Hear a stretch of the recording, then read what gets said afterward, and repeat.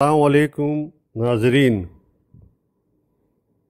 آج اس آڈیو میں ہم ایک دلچسپ تحریر ماں باپ بھی کتنے دلچسپ ہوتے ہیں، ادھر بارش کی ٹپ ٹپ ادھر یادوں کی برکھا رت، یہ تحریر اظہر اعظمی صاحب کی ہے۔ کراچی میں برسات کا موسم آئے تو ماں باپ گئے دنوں کے قصے لے بیٹھتے ہیں، اسی میں کہیں نکل آتی ہے کوئی ایسی بات جو آنکھوں میں نمی لے آئے، لیکن یہ چند لمحوں کی ہوتی ہے اور پھر زندگی برسات کی تازگی کی طرح تر و تازہ ہو جاتی ہے۔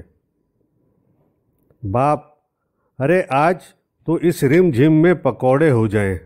ماں: اس وقت تو میں بنانے سے رہی، دوپہر میں فون کر کے کہہ دیتے تو تیاری کر بھی لیتی، اب تو میں رات کا کھانا بنا رہی ہوں۔ باپ: بھئی دوپہر میں مجھے کوئی بارش کا اعلام ہوا تھا جو فون کر دیتا؟ ماں: نہیں تو اب میں اکیلی کیا کروں؟ آپ کو تو ذرا بھی میرا احساس نہیں، ایک عورت کب تک اتنے سارے کام نمٹائے گی؟ باپ چھیڑتے ہوئے: کبھی ہمیں بھی اس ایک عورت سے ملوا دے۔ ماں: میں مذاق نہیں کر رہی ہوں۔ باپ: ارے ایک عورت سے ملنے میں مذاق کون کرے گا؟ تمہیں یاد تو ہوگا کہ جب ہماری شادی کے بعد پہلی بارش ہوئی تو اماں نے تم سے کہا کہ بہو پہلی برسات ہے، پکوڑے بنا لو، اچھا شگون ہوتا ہے۔ ماں: ہاں تو بنائے تو تھے۔ باپ زور کا قہقہ لگاتے ہوئے: وہ پکوڑے تھے؟ ہیں پکوڑے تھے وہ؟ ارے تم نے پانی میں بیسن کی گٹھلیاں بنا دی تھی، مونجو ڈارو کے پتھر بھی اس سے کم سخت ہوں گے۔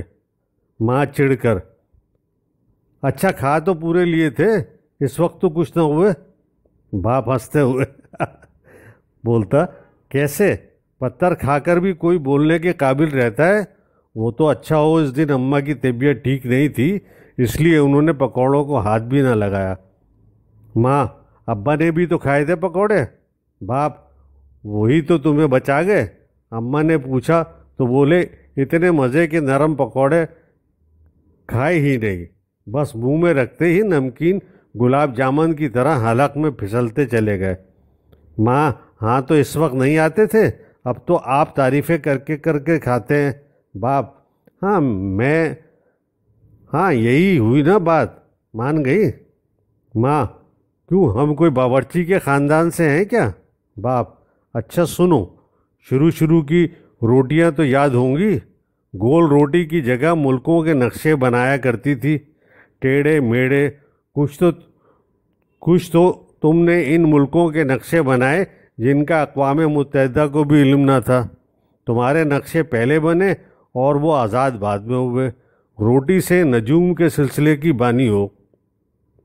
ماں: سب نقشے بنا دیے، بس ایک نقشہ ویسے کا ویسا ہے۔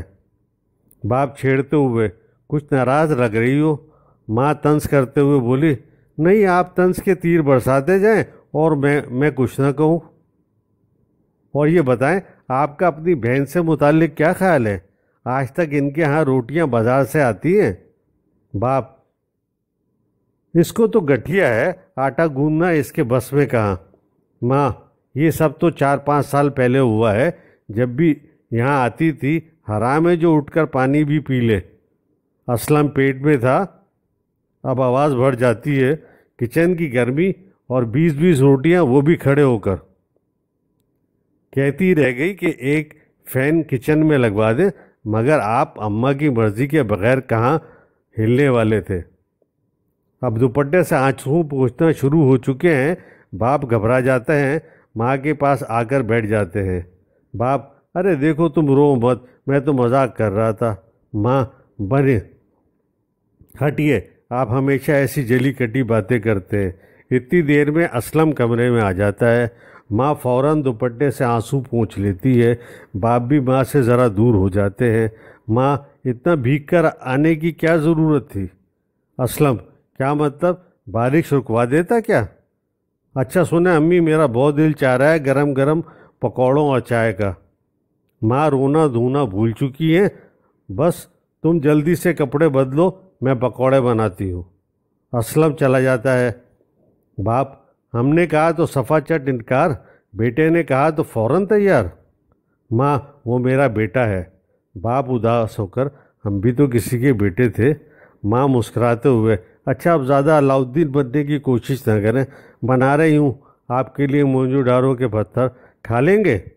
باپ مسکراتے ہوئے: کیوں نہیں کھائیں گے، اور ساتھ ہی گنگنانے لگتے ہیں: شوہر حاضر ہے بیوی کے پکوڑے کھانے کو، ہری چٹنی بھی بنا لینا آگ لگانے کو۔